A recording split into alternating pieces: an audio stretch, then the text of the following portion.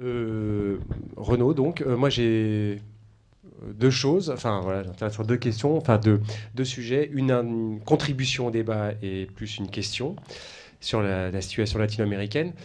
D'abord par rapport à toute la logique que vous avez expliquée, qu'Olivier t'a expliqué sur euh, enfin, tout le budget militaire et de sécurité que tout cela consomme, toute cette guerre à la drogue consomme. Moi, il y a un truc, enfin voilà, une contribution que je voulais apporter. Et je crois que bien souvent, dans la conduite des affaires mondiales, on a tendance sans doute à sous-évaluer les intérêts bien compris du complexe militaro-industriel américain, qui est une espèce de monstre dont la croissance, dont plus personne ne maîtrise la croissance, à commencer par l'État américain lui-même d'ailleurs, depuis en gros 45, qui sont en fait voilà, des programmes d'État d'une économie étatisée que Roosevelt avait commencé à mettre en place dans les années 30 pour lutter contre les effets de la crise économique, y compris avec des trucs assez courageux. Enfin, je veux dire, si Hollande faisait un quart du dixième de ce que Roosevelt avait fait, on serait content. Mais que tout ça, finalement, toute cette politique publique d'investissement s'est reconvertie dans l'armée suite à la Seconde Guerre mondiale. Et depuis, bah, ce machin-là continue d'exister et a besoin de croître et de croître. Et bon, enfin, et effectivement, enfin, quand on a la compréhension de l'intérêt bien compris du complexe militaro-industriel américain et au-delà, mais surtout américain quand même, ça participe à expliquer toute une série d'aventures militaires complètement stupides, inefficaces, mais qui finalement, de ce point de vue-là, ont un grand intérêt. Et vos démonstrations sur la situation aussi bien en Amérique latine qu'en Afghanistan, enfin sur la guerre à la drogue mondiale, vient vraiment confirmer ça. Et je pense que c'est vraiment un truc qu'il faut vraiment avoir en tête et expliquer parce que c'est sans doute très fondamental dans cette situation. Donc ça, c'était ma contribution, voilà, brillante. Et puis, le deuxième truc, une question sur la situation latino-américaine. Depuis l'élection de Chavez au Venezuela, en 98, si je ne me trompe pas, qui a été renforcée par l'élection et la réélection toute récente d'Evo Morales, l'ancien Cocaleros en Bolivie, et puis aussi l'élection qui marche bien de Rafael Correa Martins en Équateur. Ces trois gouvernements qui ont émergé depuis une dizaine d'années en Amérique latine, qui remettent ouvertement et clairement en question la mainmise américaine, enfin nord-américaine, sur l'Amérique latine. Donc, et aussi, forcément, la guerre à la drogue, qui est un élément central de la politique nord-américaine en Amérique latine. Donc la question, c'est est-ce qu'ils arrivent un peu à faire bouger les lignes? Est-ce que, enfin, et je ne sais pas trop, en fait, voilà, dans leur politique et intérieure, dans leur manière de gérer les questions de drogue et compagnie. Tu as donné des éléments par rapport aux éléments déstabilisants au Venezuela liés à le déplacement du problème colombien de l'autre côté de la frontière vénézuélienne. Mais au-delà de ça, est-ce que les politiques qui mettent en place ou qui vont directement et ouvertement remettre en cause le néolibéralisme agressif vis-à-vis de ces pays-là, est-ce qu'on en voit des effets sur la question des drogues, des effets bénéfiques, réussis, ou est-ce qu'ils n'y arrivent pas parce qu'en face ils ont un monstre trop important, ou quoi, ok, quoi, voilà, ça c'est, j'aimerais bien savoir.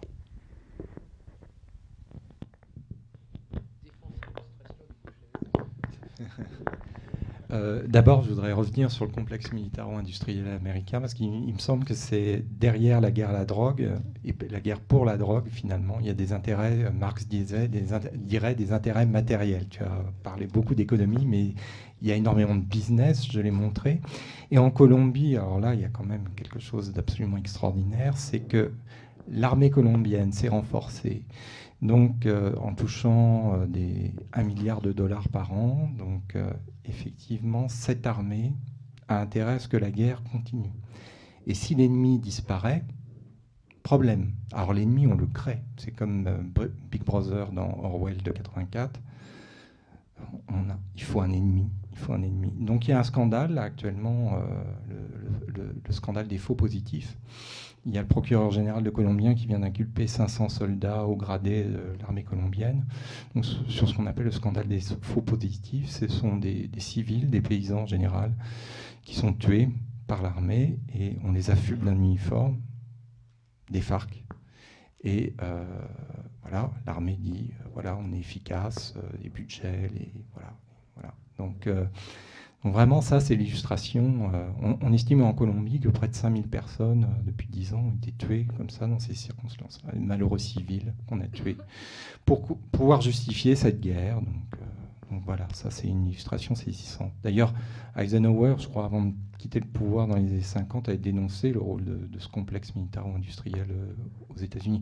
Donc il y a une sorte de machine bureaucratique. Ça, c'est, voilà, on parlait de Max Weber, le monopole légitime de la violence, mais il y a des logiques bureaucratiques qui s'auto-alimentent, qui s'autonomisent et qui font que, effectivement, il y a d'énormes intérêts pour que cette guerre à la drogue ne cesse pas. C'est une évidence. Sur la situation en Amérique latine, alors je crois que la situation au Venezuela, malheureusement, la situation au Venezuela est absolument catastrophique. Comment dire, les quelques succès donc, de la politique anti-drogue, vraiment entre guillemets, succès, ont débordé vers le Venezuela. Et effectivement, le Venezuela connaît aujourd'hui des problèmes non seulement d'effondrement économique, de corruption, de délinquance. Les taux d'homicide à Caracas sont absolument effrayants. Je crois que c'est même pire qu'à Medellín au temps des cartels. Donc là, le chavisme est très mal parti. Et d'ailleurs, donc là, cette situation augure mal de la possibilité que le nouveau président de la République vénézuélienne puisse être le porte-parole d'une autre politique sur les drogues, parce qu'ils ont tellement de problèmes intérieurs à gérer aujourd'hui que c'est vraiment très compliqué. En revanche, effectivement, le cas bolivien est très intéressant, puisque Morales a été réélu avec 60% des voix. Et puis, on en parle très peu, mais Morales a légalisé la coca. Aujourd'hui, même la coca est citée dans la nouvelle constitution de la Bolivie comme élément identitaire des peuples indigènes de Bolivie. Donc il y a 13 000 hectares de coca qui sont dédiés à la production de coca, pour alimenter d'ailleurs une filière industrielle de développement de produits autour de la coca. Et apparemment, le peuple bolivien est satisfait de cette politique, c'est quand même remarquable qu'il ait été réélu avec 60% des voix, ce qui n'arrivera pas à François Hollande, je pense.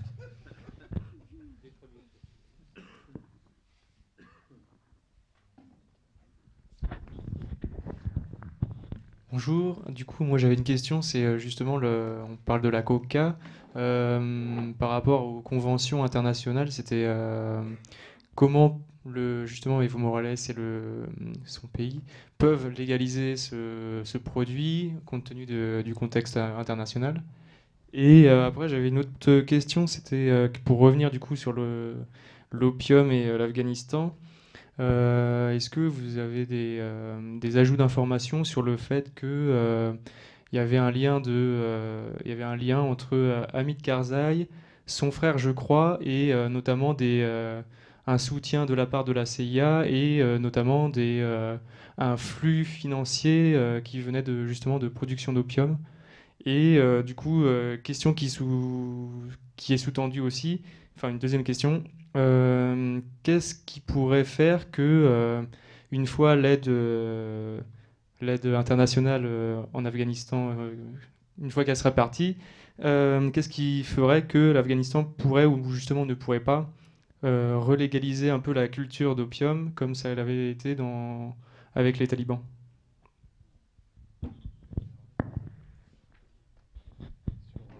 Sur la coca et les conventions internationales, donc à ma connaissance, la coca est classée dans le tableau 1 des stupéfiants. Donc voilà, c'est un produit interdit, prohibé par la communauté internationale. Donc Morales, qui est un révolutionnaire, a défié la communauté internationale. Voilà, il s'est extrait des conventions internationales, donc il n'y a pas de fatalité. L'OICS est très mécontent. D'ailleurs, l'OICS vient de dénoncer aussi l'Uruguay. Donc dans leur rapport, ces gens-là sont très mécontents. Mais ils devraient être beaucoup plus modestes, parce qu'en 61, ce qui est quand même extraordinaire, c'est qu'on classe la coca, donc, qui est utilisée en Amérique latine depuis des siècles et des siècles par les populations indiennes. En 61, il s'était proposé comme objectif d'éradiquer la coca en 25 ans. Donc en 1986, c'est justement l'époque où en fait la coca connaît un essor porté par effectivement l'industrie de la cocaïne et l'explosion du marché américain. Donc voilà, quelle ironie. Oui, comme quoi le courage politique paye. Bon. Vous connaissez ce principe, hein, ce qu'une loi a fait, une autre loi peut la défaire. Donc à un moment, les conventions internationales, un pays signe, il décide de s'en extraire. C'est ce qu'a fait Evo Morales sur la coca uniquement, pas sur le reste. Et il y a toute une stratégie politique. Vous vous souvenez certainement, c'était en 2009, de mémoire, à la commission sur les stupéfiants à Vienne. Ça avait pas mal tourné sur les réseaux sociaux. Si nous retournez sur YouTube, vous verrez. Il fait son discours devant l'Assemblée des Nations Unies, mais à Vienne, qui est le siège, comme vous le savez, de l'Office des Nations Unies de lutte contre les drogues et la criminalité, mais aussi de l'Agence internationale de l'énergie atomique. Et il mâche une feuille de coca en public en disant vous pourrez me mettre en prison, voilà, parce que je n'ai pas le droit de faire ça. Mais derrière, il a eu une vraie stratégie de mobilisation de l'opinion de son pays. Il l'a expliqué, moi-même, indien. Donc, mais ça fait quoi ce que disait François-Xavier aussi, hein. C'est les conventions, encore une fois, elles ne font que classer des produits, c'est tout. Et après, c'est aux États de mettre en œuvre toutes les dispositions qui permettent de respecter ça. Donc, il y a une marge de liberté qui est très grande. Sur le frère d'Hamid Karzai, oui, effectivement, d'ailleurs, elle a été tuée en 2012. Je ne sais plus quand c'était en mai 2012, un truc comme ça. Dans ce qui officiellement est un conflit au sein du clan. Bon, ce qui, a priori, est quand même un petit peu plus un mode de régulation des parts de marché. Et un autre frère qui avait été impliqué dans le scandale de la Kaboul Bank, je sais bien parce que moi mon compte en banque était dans cette banque, donc j'ai eu des problèmes, j'ai perdu mon argent, qui avait fait une OPA sur les banques de dépôt, tout ça pour dire que derrière on est typiquement dans ce qui relève de l'économie mafieuse classique, sauf que là effectivement le roi est nu, entre guillemets, parce qu'il s'agit du frère du président de la République, et on n'imagine pas une seule seconde que personne soit au courant, quand je dis personne, que les décideurs publics mondiaux et ceux qui amènent cet argent dont on parle, je vous rappelle, cet argent, ce sont vos impôts, nos impôts, quand même. C'est ça l'histoire. Anyway, tout le monde est au courant de ce trafic, mais comme voilà, quand une économie est entièrement structurée par le marché, par l'économie mafieuse, c'est comme ça. Je vais vous raconter une anecdote, en fait. J'en parlais avec Michel tout à l'heure. Assez rapidement, quand j'ai commencé à ouvrir le centre, avec derrière l'idée d'introduire les traitements méthadone. Alors ça peut paraître une hérésie d'introduire la méthadone en Afghanistan dans laquelle les opiacés. Bon, ouais, mon seul souci, c'est que je ne pouvais pas changer et l'OMS et l'Afghanistan et inscrire dans les médicaments essentiels de l'OMS la teinture d'opium comme un traitement de la pharmacodépendance majeure aux opiacés. Donc on s'est dit, on va introduire le concept avec la méthadone. Et assez rapidement, c'était en fin 2006, début 2007, j'étais là-bas et il y a des gars qui frappent à la porte, qui arrivent. Monsieur Magui, on va vous parler. Bon, c'est bien, rentré, machin. Il dit, c'est pas bien ce que tu fais, on va faire péter ton centre. Bon, bah écoutez, asseyez-vous, on va prendre un thé, on va discuter, puis on va un peu ce que vous voulez, quoi. Et en fait, j'étais des représentants, effectivement, de certains grands réseaux mafieux du trafic. Et on a conclu l'affaire sur des considérations économiques. Je leur ai clairement demandé, mais attendez, votre marché, il est où? Et on a parlé business. Donc 95% du chiffre d'affaires, c'est l'international. Bon, voilà, l'international, c'est pas mon souci. Moi, c'est Afghanistan. Et les 5% restants, c'est pas avec 100 gars sous méthadone, alors qu'il y a à peu près pas loin d'1 million de dépendants opiacés, que ça va déstructurer votre marché dans les 10 ans qui viennent. Et en plus, comme on était déjà sur ces perspectives assez sombres de développement, justement, ils ont assez vite pris conscience que c'était pas mon petit truc d'ONG médicale qui allait fondamentalement changer les structures du marché. Donc du coup, ils ont été rassurés, je n'ai jamais eu aucun problème. Voilà, c'est aussi simple que ça. Mais l'argument que j'ai mis en avant, c'est bien l'argument économique. Si j'avais dit les droits des usagers, les pauvres, ils sont malades, oui, évidemment, là, ça n'aurait pas marché. Donc, mais au-delà de l'anecdote, c'est que moi, je suis rien dans ce pays-là. Je ne suis pas le président de la République, je ne suis pas ministre, je ne suis même pas afghan d'ailleurs. Ça n'empêche que quand on est capable d'avoir ce type de rendez-vous alors qu'on n'est rien, c'est qu'on a vraiment... Enfin, tout le monde est au courant, tout le monde sait ce qui se passe et tout le monde ferme malgré tout les yeux parce que nous sommes dans cette hypocrisie mondiale. Et comme je le disais hier, dans le mandat donné par l'OTAN, à la Force internationale d'assistance à la sécurité, le deuxième mandat est bien de lutter contre la production. Donc l'hypocrisie est vraiment à tous les niveaux, alors que cette production a augmenté. Et la famille du président Karzai est impliquée, mais comme la famille de Massoud, comme les deux candidats au présidentiel aujourd'hui, comme toutes les ethnies de toute façon, particulièrement donc, les Pashtuns qui sont historiquement les gens qui ont développé la production, parce que c'était eux qui étaient les plus opposés dans cette historique que j'ai rappelé hier au gouvernement soviétique. Et c'est eux que les États-Unis ont laissé faire les premiers dès 1984, les laisser produire de l'opium dans un premier temps, puis raffiner de l'héroïne après. Voilà, donc on ne paye que l'héritage historique de cela. Et on a créé des économies mafieuses, comme on a créé Ben Laden, je vous le disais, en 1989, création d'Al-Qaïda à Peshawar, par Oussama Ben Laden, qui a été financé par la CIA dans le cadre du financement des Moudjahidines pour lutter contre le gouvernement du président Najib Boullah, à l'époque, qui était le président communiste. Bon, mais c'est pas nouveau, hein. C'est comme le complexe militaro-industriel, c'est comme l'instrumentalisation par la CIA de l'héroïne dans les conflits. Hein, il y a des brillants travaux là-dessus, y compris comment ça s'est retourné contre les États-Unis, parce qu'au départ, le problème des GI qui reviennent complètement camé à l'héros aux États-Unis, c'est juste parce qu'il y a une volonté d'inonder le Vietnam Nord et les Viet Cong d'héroïne pour les mettre le nez dans la dope, pour empêcher qu'ils se battent tout simplement. Donc il y a de l'héroïne qui coule à flot et qui est organisée, dont le marché est organisé par la CIA. Bah, évidemment, t'es GI, tu t'emmerdes, ça te tombe bien, c'est là. Et en fait, c'est eux que ça s'est retourné contre, pour le coup. Voilà. Oui, d'ailleurs, sur l'instrumentalisation, donc sur la guerre pour la drogue faite par ceux qui sont censés lutter contre la drogue, donc il y a l'exemple, effectivement, l'origine un peu de cette politique, c'est les services secrets américains. Bon, il y a le livre classique de McCoy, La politique de l'héroïne, pour lutter contre la Chine communiste et soutenir les nationalistes chinois qui ont traversé la frontière, qui sont installés dans le Triangle d'Or et qui vont commencer à cultiver le pavot. Il y a une culture traditionnelle et produire de l'héroïne. Donc la CIA va soutenir ces gens, ces rescapés du Kuomintang, pour lutter contre la Chine de Mao, qui a éradiqué l'opium d'ailleurs. Voilà.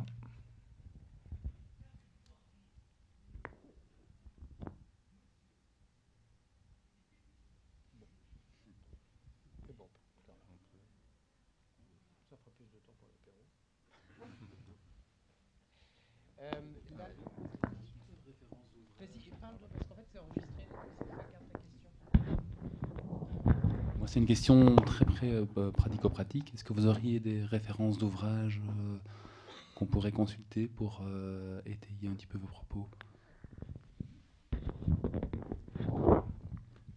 Je vais en donner.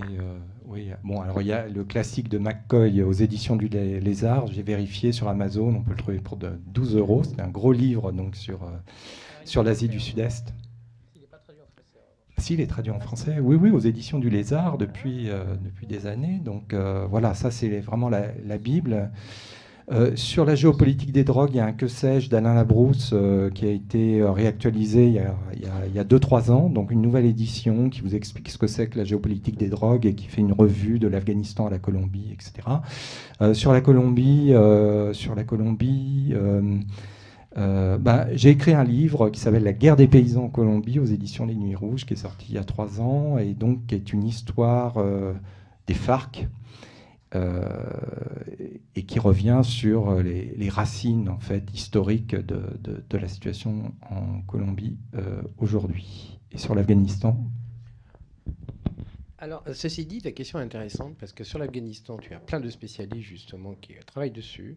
Des spécialistes, des experts patentés officiels venant des agences, hein, mais aussi des gens du milieu des ONG. Et moi, j'ai une grosse bataille, par exemple, avec mes collègues français qui sont dans la lecture extrêmement traditionnelle de Massoud versus les talibans, etc., et qui ne veulent pas aborder cette question de l'économie des drogues comme un des vecteurs aujourd'hui centraux dans à la fois la structuration de l'économie, on l'a vu, mais l'analyse du conflit lui-même et de la résolution potentielle du conflit. Donc il y a très peu d'écrits là-dessus. Donc du coup, je vais te donner juste le mien, hein, comme ça sera plus simple.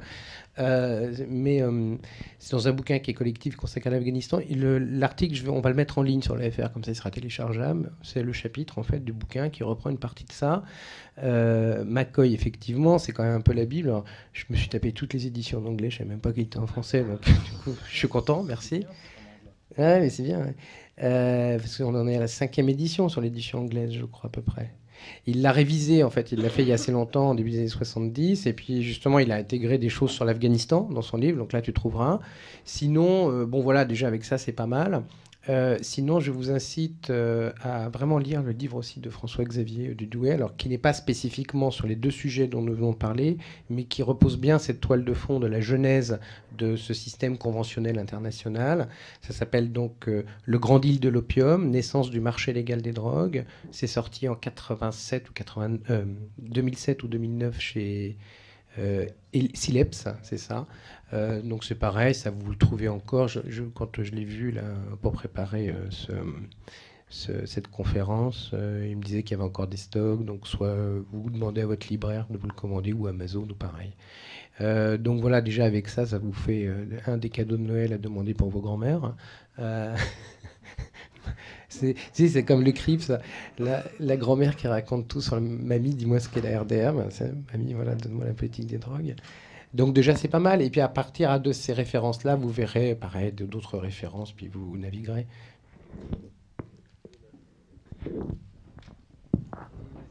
Ouais, non, moi, il y a un site internet que je sais plus, j'ai oublié le nom du mec qui l'anime, mais c'est geopium.org. Voilà, Chouvi, c'est ça. Geopium.org et il est vachement bien, quoi. Enfin, moi, j'ai lu beaucoup de trucs là-dessus. Enfin, bon, en gros, ça revient. Bon, oui, voilà, enfin, ça revient sur tout ce qu'on vient de voir. Et sur différents aspects. Puis il rentre un peu dans le détail justement de l'inefficacité intrinsèque d'une série de programmes tentant, enfin se donnant pour objectif de réorienter les productions agricoles vers une bonne production licite. Et inversement, il voit les trucs qui fonctionnent, etc. Et tout. Enfin, vraiment très, très intéressant du point de vue géopolitique grand niveau, et puis vraiment localement pour la vie paysanne locale, qu'est-ce que ça veut dire, comment est-ce que... Et en fait, son truc étant, c'est assez intéressant de voir que sur ce terrain-là de la production, il propose une approche, il démontre que l'approche efficace, c'est un petit peu comme nous sur le terrain des usagers. C'est quand on a commencé à arrêter de se focaliser sur il faut se faire des objectifs avec l'objectif final, c'est l'arrêt de la consommation, parce qu'en fait, ça ne marche pas, et que c'est en s'occupant d'autres choses qu'y compris on réussit à réduire la consommation. Sur la production, il fait le même constat. Les programmes qui fixent objectif number one, arrêter la production, ça ne marche pas. Et ça participe à redéstructurer encore plus les structures qui peuvent malgré tout encore exister. Mais que si on se fixe des objectifs d'autosuffisance, d'aller bien, de revenus, etc., et la production de plantes liées aux drogues est un élément à prendre en compte, mais on ne se focalise pas dessus, en fait, ça marche mieux, y compris pour réduire des productions d'opium, de coca ou autre. Voilà. Si, alors une petite pub pour l'OFDT, donc je vous l'ai dit au début, donc on fait une lettre, 2 numéros par an, avec un dossier, 6-7 pages, c'est téléchargeable, donc drogue enjeux internationaux, voilà, vous le téléchargez sur Internet. Donc premier numéro, ça a été sur les bouleversements de la géopolitique du cannabis en Europe, avec l'émergence de la culture d'herbe. Le deuxième numéro sur les cartels au Mexique. Le dernier numéro sur le Venezuela. On a fait un numéro sur l'argent de la drogue. Et un numéro effectivement passionnant sur l'Afghanistan. Et aussi un numéro aussi, tu avais parlé hier de la situation en Afrique. Un journaliste, Christophe Champin, qui a écrit Afrique noire, poudre blanche, sur l'Afrique de l'Ouest comme nouvelle zone rebond de la cocaïne destinée à l'Europe. Donc voilà.